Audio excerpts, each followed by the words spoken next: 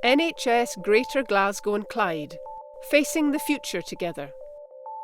Facing the Future Together is about taking a fresh look at how we support each other to do our jobs. It's about how we can provide an even better service to patients and communities, and improve how people feel about NHS Greater Glasgow and Clyde as a place to work. Over the next few months, we're asking everyone to think about ways to improve their own team. Effective teamwork is vital for the delivery of top quality patient care and for making this a better place to work. Healthcare studies in the UK which examined team working in primary care, hospitals and mental health services have come up with these findings. Teams which function effectively provide higher quality patient care, and they introduce more innovations to benefit patients. People in teams that work well together have lower stress levels. In primary healthcare particularly, when a broad range of professional groups works positively together, it can produce more innovation in patient care. Good quality meetings, effective communication and integration processes, all these things contribute to new and improved ways of delivering patient care. Clear leadership contributes to effective team processes, high-quality patient care and innovation. Evidence like this and feedback from our own staff has encouraged us to make team working a major focus for facing the future together. We asked some of our staff about their experiences of teamwork.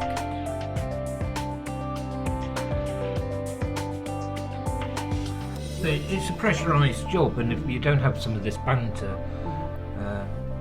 then you'd really sort of crack up. Yeah, it helps that we're all on a level with each other and working so close to each other as well, so we all get the strains of the job together. Yeah.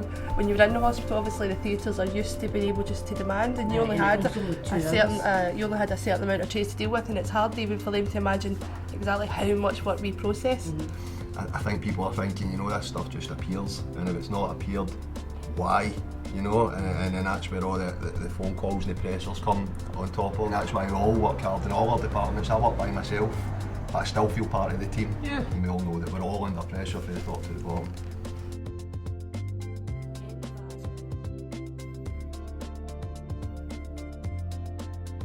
This is a proposal around remote working. So the principle is basically, in the more detailed paper, each district nurse would be given an iPad. It's kind of, I think, a thing that we have to do if we're going to have an efficient district nursing workforce and also get an electronic patient record. Okay, Jennifer. And I'm very supportive of this proposal. I think it's an excellent proposal. I mean, I think this sounds like a no-brainer, but the only thing I was wondering is, I do understand that there is a district nursing review partnership group, and I wonder if it's been there and there, because I don't see why they wouldn't support it. There's huge support in the district nursing workforce for this. They're aware of it, and this actually, I think, culturally would be a hugely beneficial message to the organisation if we could actually pull it off. This has been trolled quite significantly in the organisation in the district nursing world, and it's the first time in my experience that I've known clinicians to be really enthusiastic, and they're desperately keen for this. So this would be really helpful in releasing some of their time to put back into direct patient care. So, okay, Jane? Just briefly, I think it's a good idea. I think we should progress. I think it sends a message to the organisation as well about we are truly wanting to move to a different way of working. And I think that's quite critical. Okay, one last comment and then let's make a decision. I personally agree in principle that we should go ahead with it. I think it's a good idea that we should test out. Okay, so we're agreeing to go ahead with the pilot. We're going to say that in principle we're supportive of this.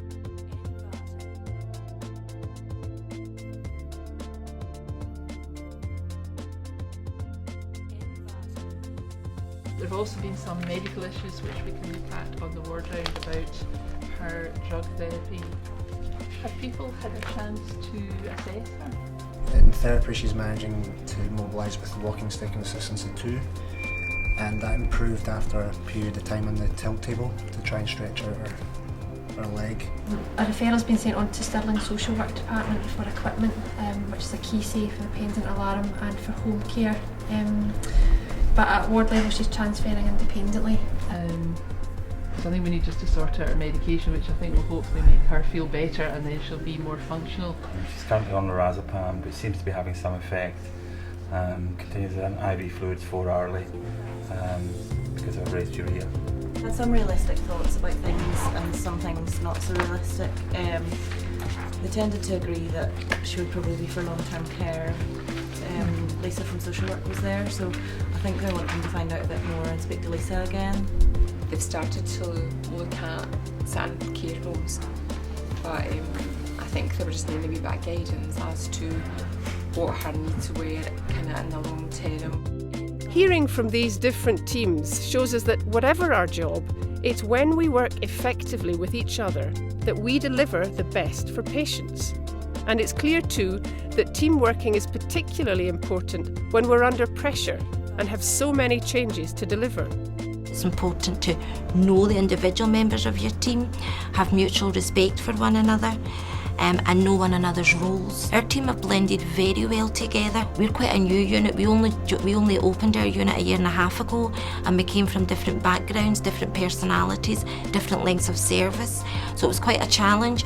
We all work together, fulfilling all our different roles, therefore delivering the highest possible standard of care for the patient. Only by working together can we achieve the optimal outcome for very vulnerable persons. We're looking at continuity of care between acute and community, and we're looking at accessing mainstream health services for people who have just fallen away from them. Our team are all the clinical staff, from consultants all the way through. One of the things that we can do is to communicate well. It doesn't mean that we have to have formal meetings, sitting down or having long discussions or whatever, but just to be aware of each other and communicate in various ways. My team works well because we have a range of different backgrounds and experience. We all have a good relationship, we trust each other, and we're also good at challenging each other and exploring each other's opinions and views, so we're honest with each other, I think, and can come to good decisions through that kind of debate and discussion. A good working team makes your day-to-day job easier, and it means that the service is more effective as well. All the team members have different skills, abilities and knowledge, and that's what we're looking for. This makes it a better experience for them, and it makes a better experience for the patients and their carers. My team works particularly well because there's a variety of backgrounds. All my colleagues come from different backgrounds, so the knowledge that they bring to the team is all different. The GPs, physio, occupational therapists, podiatry, dietitians, all these multidisciplinary teams make it a good team.